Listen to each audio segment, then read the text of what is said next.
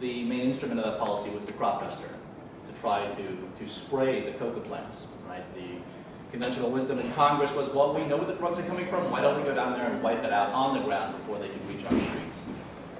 We've been trying that for almost a decade now, and we've sprayed a very powerful broad spectrum herbicide. You can buy a very diluted form of it in your hardware store called Roundup. We're spraying a super concentrated version of this over Colombia. More than 2.5 million acres have been fumigated thus far. And we're talking about Colombia, which is the second most biodiverse country in the world. I'll show you some pictures later on. It's quite graphic in terms of the scorched earth that's left behind with these fumigations.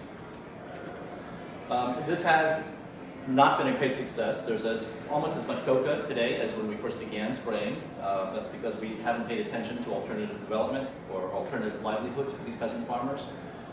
And they continue to replant the coca. We spray, we replant, and the dynamic continues.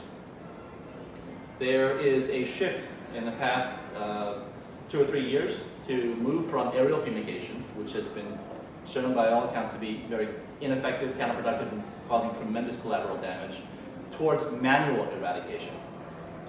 And I used to think years ago that this might be a kinder, gentler way, if they must do this sort of thing,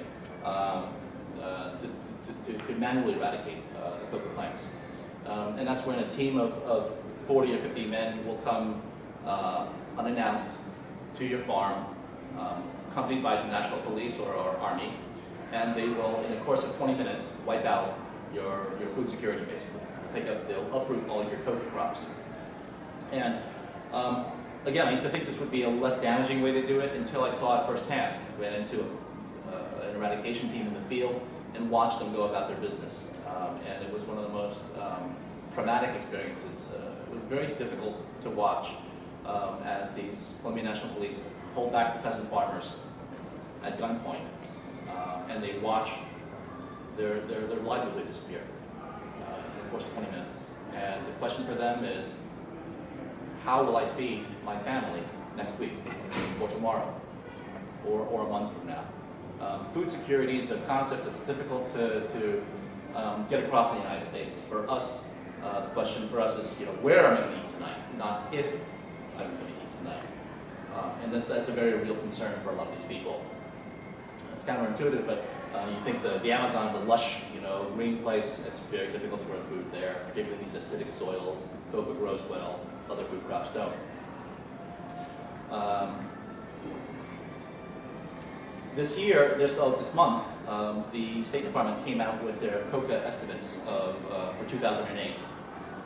It's been delayed quite a few months, but they claim to have made tremendous advances just in this past year, despite every previous year just about showing tremendous rates of failure. They're starting to show a trend toward success. I'm not sure I buy those numbers yet. I haven't looked closely at these numbers, but it's a very subjective art.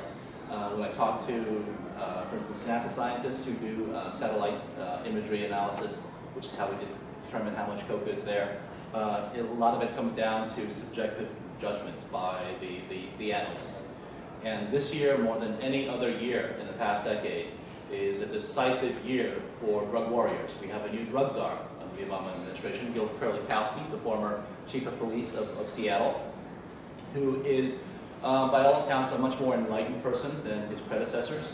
Probably the best drug czar we've ever had, which is not saying a lot, but it's a step forward. And I'm trying to work with his office to try to get them to reverse some of these policies. And as they go about this process of writing next year's drug budget, which will be the first one that the Obama administration can really take authorship of, there's a lot of fear in Washington. $23 billion federal drug war budget every year. That's a lot of jobs. And if your job, well, once you enter the workforce in this economy and you have a job, if your job were on the chopping block in 12 months, what would you do? You'd probably move heaven and earth to try to save your job, right? You'd probably do that rather than what you're paid to do. It's an existential crisis for these people, both in terms of their career advancement, their immediate salary, and their reputations. And ideologically, not wanting to admit that what they've been doing for all these years was wrong. And so it wouldn't surprise me if a lot more of these statistics started trending suddenly in a very positive way, because they all want to say, look, we're finally working, don't cut our budget. And that's what's going on right now, is they're writing next year's budget and next year's strategy. So you'll see a lot of this kind of fighting going on. In Afghanistan, this is perhaps the most hopeful aspect of the Obama administration's drug policy. We have essentially reversed policy in Afghanistan with regard to the drug war. For the entire Bush administration, they were obsessed with wanting to eradicate the opium poppy in Afghanistan through aerial fumigation. I mean, they were so obsessed with this, they even appointed the ambassador, the former Bush administration ambassador to Colombia, and transferred him to Afghanistan. A guy named William Wood. They called him Chemical Bill in Kabul because he had such a hard-on for fumigation. He wanted, and they even pre-positioned the spray planes and supplies so that as soon as they got the okay, they could begin spraying in Afghanistan. Wiser heads prevailed, particularly in the Pentagon. They knew that the moment you spray these peasant farmers, you've alienated them from the government. What little legitimacy the government has, you will destroy. And these people will end up supporting the Taliban. And President Karzai is really not the president of Afghanistan, he's more like the mayor of Kabul. And what little legitimacy he has will also go up in smoke. And President Karzai was most adamant. He said, you are not fumigating my country. And the U.S. pushed very, very, very hard for him to do that. The the Obama administration basically reversed that policy. Ambassador Richard Holbrooke, who is Obama's point person for Afghanistan and Pakistan, basically had it out with the State Department. The Bureau of International Narcotics and Law Enforcement, it's called INL, is their State Department acronym. INL is the lead agency in the international drug war. They were top dog in the Andean region. What they say goes, and their priorities took precedence during the Bush administration. And in Afghanistan, Ambassador Holbrooke said quite vehemently and publicly that these guys are the biggest screw-ups he's ever seen in his career. They've wasted more money, hundreds of millions of dollars, and alienated more people and screwed up their mission so badly that he said, you will not eradicate peasant farmers' livelihoods under the Obama administration. This has also been supported by the UN drug czar, Antonio Maria Costa, who earlier this year made a very radical statement.